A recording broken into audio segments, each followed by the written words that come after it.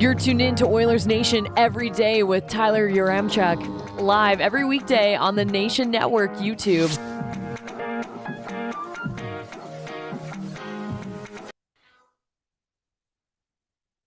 Morning. I guess it's more like Oilers Nation every morning. Am I right? Let's get into it with the lead.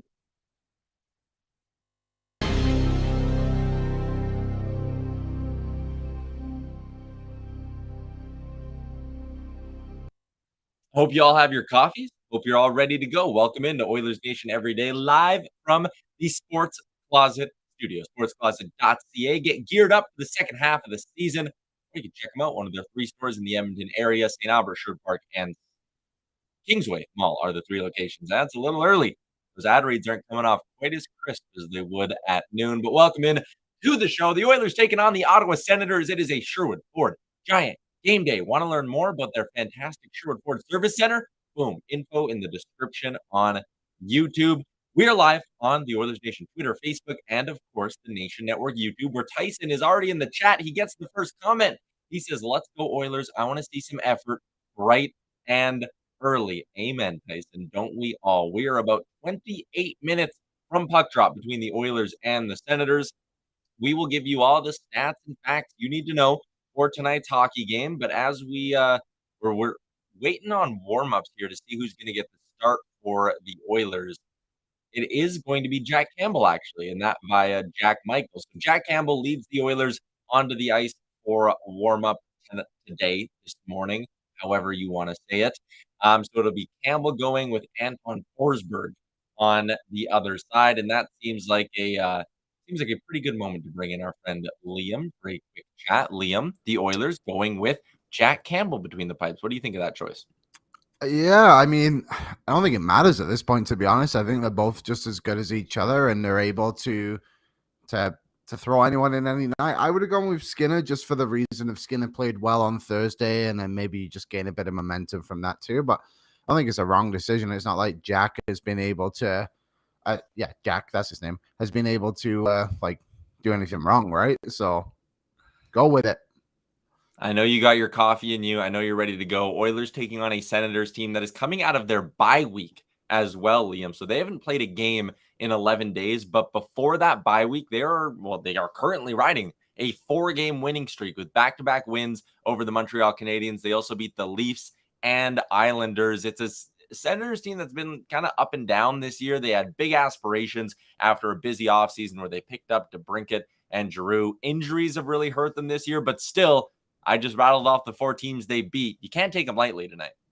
No, definitely not. And like you said, they went into the offseason with a plan of being much better this season. And they've got a lot of talent on that team to bring at Giroux, Kachuk, Stutzel. There's so many guys that Shabbat too, right? So they're a threatening team. And even looking through the stats, like they're very similar in multiple ways. Like they have the second best power play in the NHL. Like they've got a lot of talent on this team, and they cannot be taken lightly. It kind of reminds me somewhat of the Red Wings in a way, where it's like, yeah, there's definitely some talent there, and you got to play your game, and they cannot play the way they played against Philadelphia and expect to get anything from this game if that happens.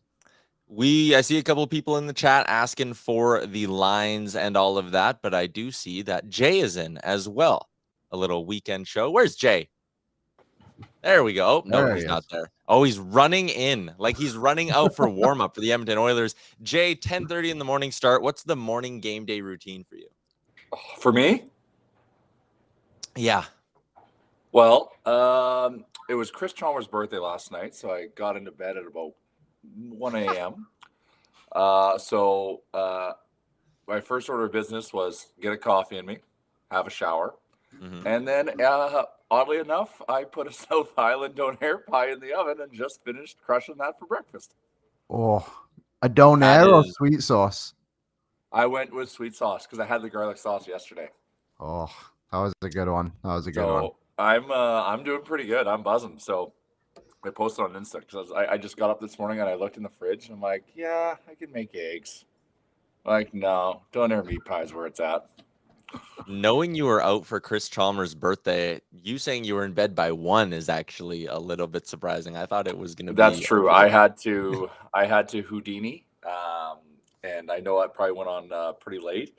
Chalmers has a VR Oculus, and that was I don't know if you ever tried it. That's pretty wild. So I kind of got addicted to it. So I had to cut myself off, and I know the rye was flowing last night, so I had to protect myself because little Crawford still gets up to feed at night, so I've got to get up once or twice a night to help with that. So big nights I've got to limit and normally keep those for the road. Fair enough. Let's get caught up on what's going on the Nation Network YouTube chat. Rusty, the Reckless Optimist, says, I know I'm early, but I got a massive workout done. Hit a new personal best on the bench press, 315 pounds for 4 reps. If I can do that, the Oilers can get up for this game and get a huge W. I absolutely Rusty, love that. That is big, bro. Yash is in, says he won't be able to catch the show because he's going to the game. He's predicting a 3-2 Oilers win. Some stranger says Hope Leon got his coffee this morning, and if we want to get rolling on our Sherwood Ford giant keys to victory, I'm going to give one here. The Oilers have gotten 3 of the 4 points on the board in their 2 games since the All-Star break, but I'm going to say in order to pick up 2 tonight, the stars got to come through. Hyman, Draisaitl, McDavid. I think they just need to let the big guns take over this hockey game. This is a Senators team that can play, man. They've beaten some good teams this year. They're not like fully out of the playoff race, I guess. You need your big guns to come through for you tonight as you take a look at the head-to-head comparison here. The Oilers are scoring more than them. They're giving up just a little bit less than the Senators. Their power play is much better. Their penalty kill is better. Let the big dogs eat is my Sherwood Ford giant key to victory. Jay, what's yours? Well, for these guys, it's still 10:30 a.m. in their brains, and that is an early start. So just survive the first period and then find your momentum and then just take it to the Sens in the second and third. So just stay alive in the first. I think that's going to set the table for how this game's going to go. And then just floor it in the first or second and third once, the coffee kicks in and the morning donair pies kick in. Because 10:30 a.m. to play an NHL hockey game, that's you don't really want to wish that upon too many people, aside from receiving the paycheck. So that's my key. Survive the first. Survive the first and then thrive in the back 40. Survive Liam, what's and your thrive. key? Yes, well done.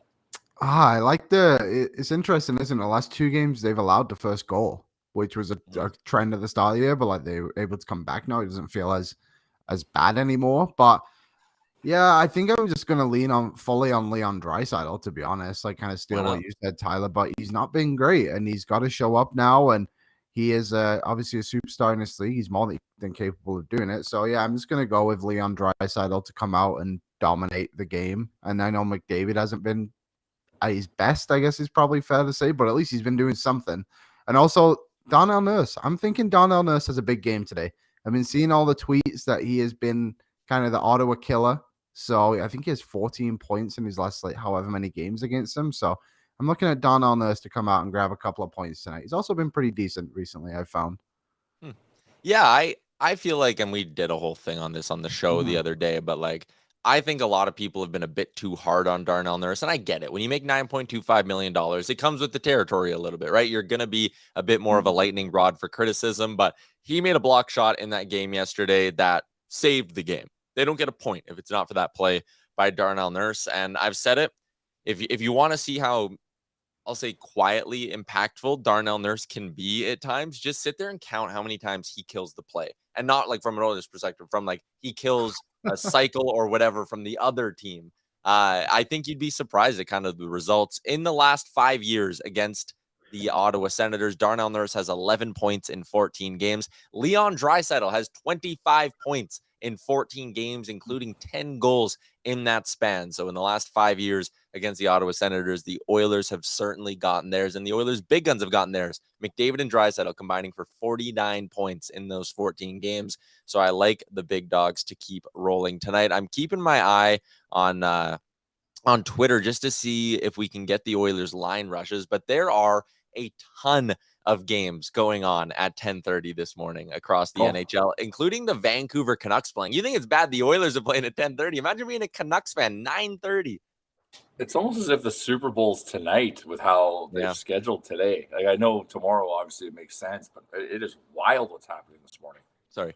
The Canucks are already playing. They started already. So they're already down 1-0 to the Detroit Red Wings.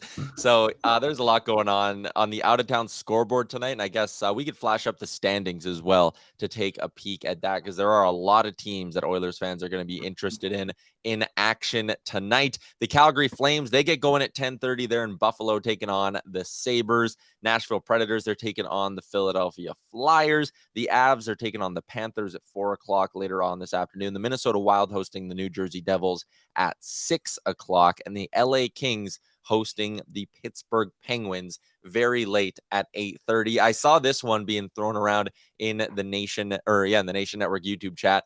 If you could pick to eliminate one, would you eliminate 10:30 a.m. starts for the rest of existence or 8:30 p.m. starts, Liam? I honestly 8:30. I would get rid of the 8:30. At least I can like start my day with like some good mojo, get out, watch the hockey right away. Like this 8:30 ones, you're waiting all day, then they don't start till 8:45, and it's okay. Well, I'm going to bed at midnight, and then I'm doing the after dark show. I'm having deja vu. This happened to me already this season, so Yeah, I'm out on the 8:30 games. Fair enough. There's Okay. a qualifying question. Which day are we talking about? Because if it's a Saturday, I have an 8:30 p.m. game over a 10:30 a.m. game. If it's a Tuesday, I don't care if I have to skip work. I'll take the 10:30 a.m. game.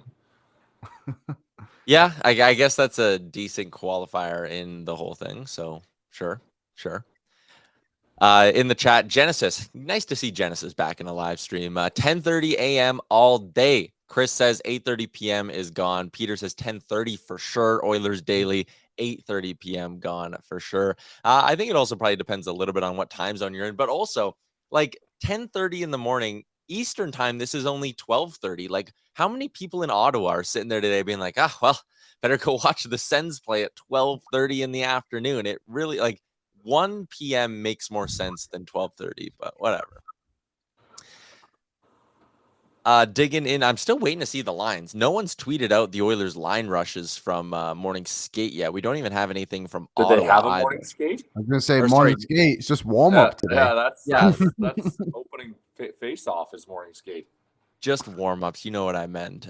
So you know what? While we wait to do our lineup reports, let's get into our bets for this morning's action. I keep wanting to say this evening's action, but let's get into our bets for today. I am Aaron. Throw up that board. I'm 2-0. No, you hit last game. Yep. That's a tough luck. I know, and right now I'm trying to chase myself out of the hole here, so I'm really chasing. Oh God, tough luck. I'll go first. I'm keeping it again kind of simple here. I'm up 3.1 units. I'm not going to get greedy. I'm going Oilers money line, McDavid 2+ points. I think the big dogs, like I said, are going to eat this morning at the Canadian Tire Center. I think the Oilers win. It's too bad. I wish Betway would have like an Oilers -1.5 and McDavid 2+ points, because I maybe would have chased the juice a little bit there. But regardless, I really like this spot. Oilers to win, McDavid to pick up a couple of points. Seems like an absolute layup. Liam, what do you got? Well, I will be chasing my losses today and going with an Oilers win over 6.5 and a McDavid goal plus 333. Surely McDavid's going to get on the board today. I was looking for the dry side of one, but McDavid felt a little safer. But there was tons on Betway to pick from. Jay, what do you like? Well, once again, this is I'm on tilt, so this is why I'm doing this, to try to get the units back up. But I also think I've got some logic here behind this. So I'm going Oilers money line over 6.5, McDavid 2+ goals. Just like you said, the big dogs need to eat. McDavid's got to get, the score tally back up and get rolling here. Him and Dry both have to get rolling here after the All-Star break, because they've not been quite the same, especially Draisaitl. So how I kind of envision this game script going is that, like, the Oilers probably go down in the first, which means they have to score their way out of trouble, which, I think secures the over 6.5. But Oilers win, money line safe. And if McDavid needs to go supernova to get this W, then he's going to score 2 goals, because, he hasn't scored in a while. So it makes so much sense. Mm-hmm. But be advised. There was a couple other interesting ones I just found, courtesy of our friends at Betway. McDavid to score 2+ power play points at plus 300. I think the Oilers power play could eat tonight. They've been If we get on it, geez, we haven't been on a power play in a year. Yeah, that's fair as well. And someone in the chat was asking about, do you dare bet on a Leon Draisaitl shot prop? He only has 7 shots on goal in his last 5 games. He has been really struggling in that department. But it's not Betway juicy, right? Doesn't it pay? Because what they have him at 3.5 shots? It's 2.5 today, and it's -120. Ooh, that's not bad.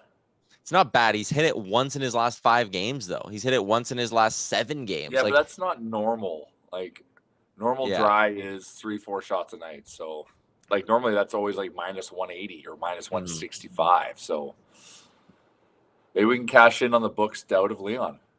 Yeah, like if you're ever going to bet a Leon Draisaitl shot prop, you don't get it at a better line and price than this. No. It's debatable, yeah.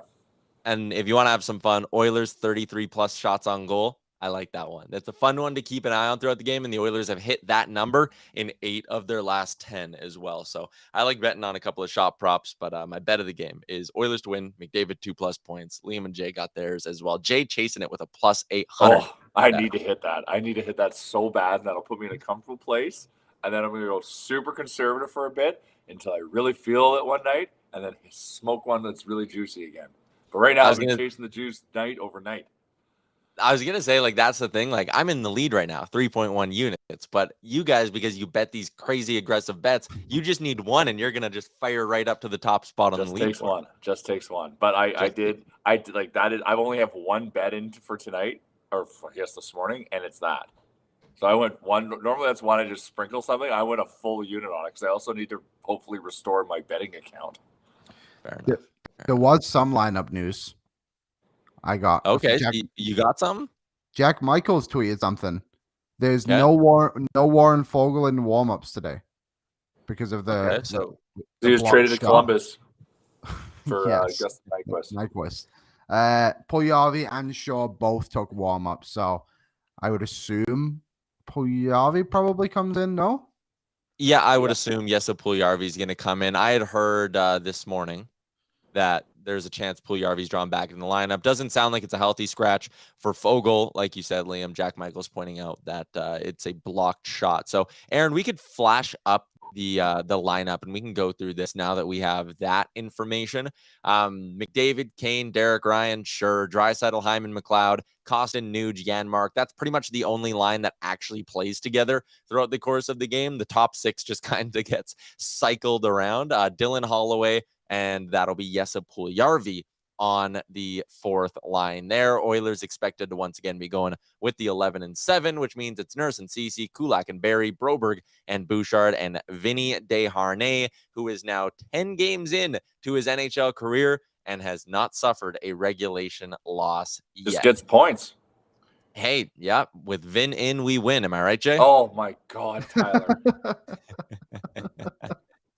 The one thing Vinny's superpower is, outside of being a giant and, tough, is that guy gets pucks through and gets pucks on net. And, so he's just quietly an assist machine as well. Yeah, like he's actually picking up like a good amount of points on this stretch as well. And as Liam, as you like to say, it's from his office in that kind of top right-hand side of the offensive zone. Just gets quick shots on net, and they just hit something and go in. Yeah. Yeah. It's like what Brent Burns does. Like, that's his specialty. Yeah. Vinny Desharnais is on pace for, I think, like 48 points over the course of an 82-game season. Is Vinny Desharnais a true 50-point D-man? Debatable. Yeah. Electronic Jordan says we need to showcase Jesse Puljujarvi and prove he's still fresh. A lot of people asking about JP in over Fogle. Yeah, I mean, I don't think it's a bad idea to get JP back into the lineup. I know it's because of an injury and all of that, but you want that guy playing so that teams can get a look at him. We are, potentially only 4 days away from activating Kyler Yamamoto, and a big decision's going to have to be made. I'm not sold that, a good game tonight from Puljujarvi suddenly leads to a team being like, we'll give you a second rounder for him. Like, I don't think that's going to happen. But still, I think it's good to let teams get a look at him. This is that time of year where GMs are always popping up at different arenas and pro scouts are doing their rounds across the continent to watch games. So why not? I don't hear much of Ken Holland popping around arenas, though. Just FYI. No, you don't. Everyone's tweeting about other GMs all over the place. I haven't seen one about Kenny. Maybe he just manages from afar. Maybe he's old school. I don't think Lou Lamoriello goes around either. So, yeah, fair. I will wait and grade after the trade deadline. Scotty91 is in and says, seeing Derek Ryan on the top line makes me think we need to spend on a legit top line winger ahead of the deadline. Yeah, I mean, again, I don't read too much into these line combos just because they don't stay that way for very long, right? But Derek the Ryan, fact is that you have to do it unless you move Nuge off of the third line center position. So, like, he's not wrong. Like, some more depth. I guess top 6 depth. I don't know if that's an oxymoron or not, but it's not wrong. Definitely welcomed.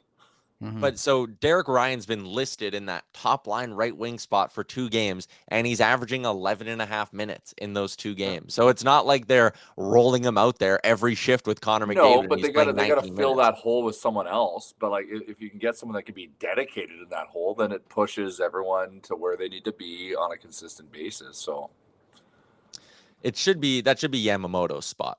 In a perfect world, right? It's Yamamoto slotting in there. But like, Yamo's a third liner on a good team. Yeah.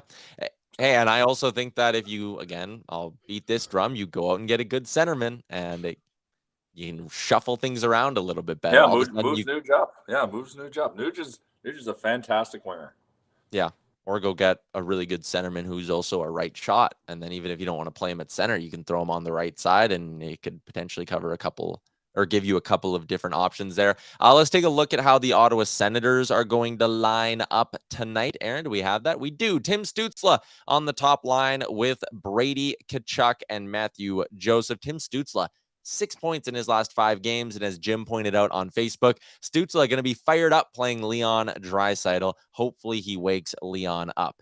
Ridley Grieg with Claude Giroux and Alex DeBrincat. Claude Giroux also red hot as of late, 9 points in his last 5 games. Shane Pinto with our former friend Derek Brassard and Drake Batherson on the third line. And then I believe there's a chance they're going 11-7 as well. But Dylan Gambrell, Parker Kelly, Tyler Mott listed on the fourth line. Shabbat with Zub, Sanderson with Hamonic, Brandstrom with Holden. When you look at this lineup, and Zach Lang and I are doing kind of a feature thing this month on Oilers Nation where we take a look at every team the Oilers are playing and identify if there's any potential trade deadline targets for the Oilers on that team. The names we had listed this time around were Travis Hamonic, Nick Holden, Alex DeBrincat, and Tyler Mott. Liam, anyone there that kind of catches your eye as, maybe someone the Oilers could take a look at? Well, why don't we just bring back Derek Brassard? Surely you can get him at like $400K again, right? Yeah, but that's probably a little pointless, no? Hot Sam Bacho. That'd be a nice one too. I don't know. They're kind of one of those teams I haven't really heard a lot from, I guess, of like players being moved out. Like didn't someone ask us the other week if DeBrincat was an option? Like that just seems crazy that they would move him on unless they're not even anywhere close in negotiation. Well, he's got a high QO going into the offseason, and not to say he doesn't deserve it, but if they can get a haul of assets, like it's still a good move by them bringing him on. It just seems weird that they would. And you got Stützle, and then you got Brady Tkachuk, and you got him. They're all going to be making like that $8.5, $9 million a year. Plus, you got Hot Sam Bacho making, what does he make, 7? Yeah. That's Thomas Shabbat, by the way, everybody. Hot Sam Bacho. He's $8 million AAV. You have him at 8. Yeah, Josh Norris is making 7.9. Tim Stützle is going to start making 8.3 next season. Kachuk's a hair over 8 as well. Like, I don't think they're going to be able to re-sign DeBrincat for anything. But he's got value. But he's got value. If you want to talk about the Oilers going out and getting a guy who can be a legit top line winger, I mean, he's played with Connor McDavid in the past. He shoots right. He would look good on that side of the ice. He's a pure rental. And that's the thing, right? You're not going to be able to afford what I think is like a $9.3 or $9.4 million qualifying offer. So are you giving up a first, a second, and a third just to get Alex DeBrincat for a couple of months and then trading his rights in the summer? Like, I feel like it's not something you should be holding your breath for. No. It's so weird that Ottawa would even acquire him and then not be able to re-sign him for what they got him for too, right? I just think that's such an interesting situation because you knew that was going to happen. That's why Chicago didn't want to keep him. And then you acquire him, then you don't sign him because you have already so many guys on the books. Well, it was like a 1-year rental test, I guess, because like Ottawa made a bunch of moves that got a bunch of people excited, myself included, thinking they were going to make the playoffs. Yeah. And I mean, that was the bet. If they wanted to, they could get close to re-signing him. Like, they do have $16.2 million in cap space for next season. And assuming the cap goes up, let's just say $3 million. So you got $19 million to spend. Maybe you do give DeBrincat $9 million and then you take that last 10 mil and you go spend it on getting defensemen because that's what they need. That's the reason they're going to miss the playoffs this year is because they don't have enough D-men. Like, that blue line is so thin. Shabbat, Zaitsev, Hammond, Exub, Holden, Jake Sanderson. They got some pieces coming, but like Sanderson is, he's starting to find his way. He's having a decent rookie season. But even if that guy hits next season, your blue line is so weak. So they got to go out and find a way to get some D-men.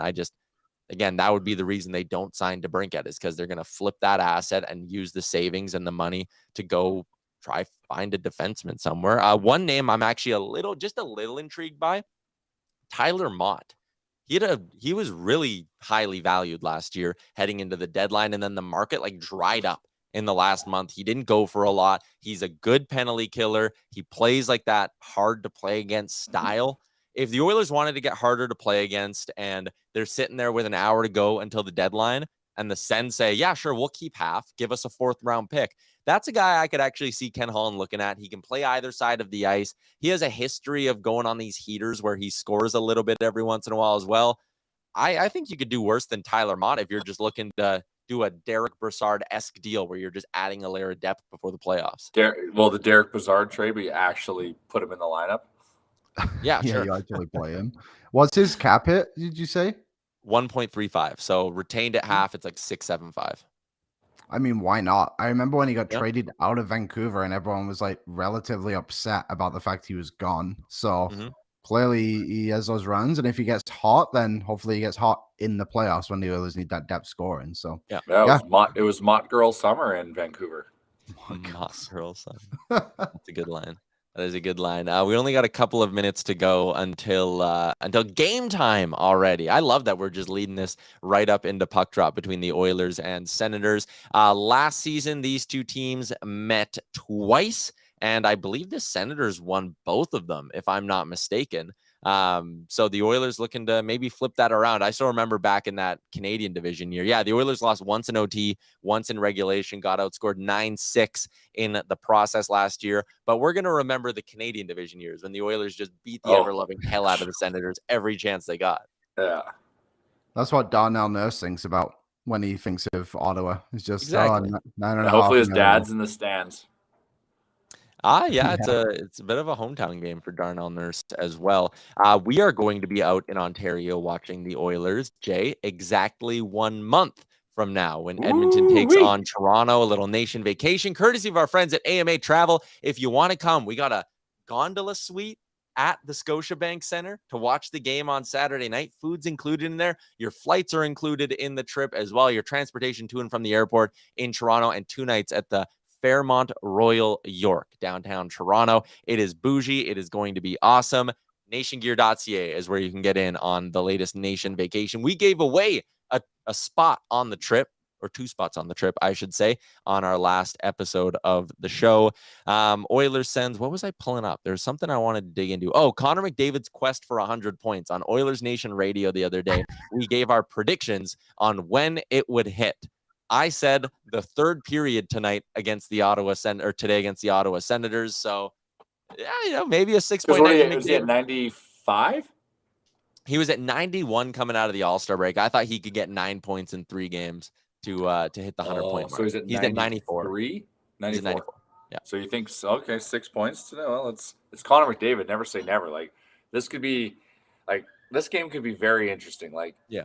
Ottawa has a lot of firepower, which is They do. why you got to smoke the over. But I think, like, with how the last 2 games have gone, like, this just could be one of those, like, beat up your little brother games like we had against Arizona and Chicago when we needed those wins. So, Yeah. this could be 6 points might not be out of the realm because you got to think Connor's pissed.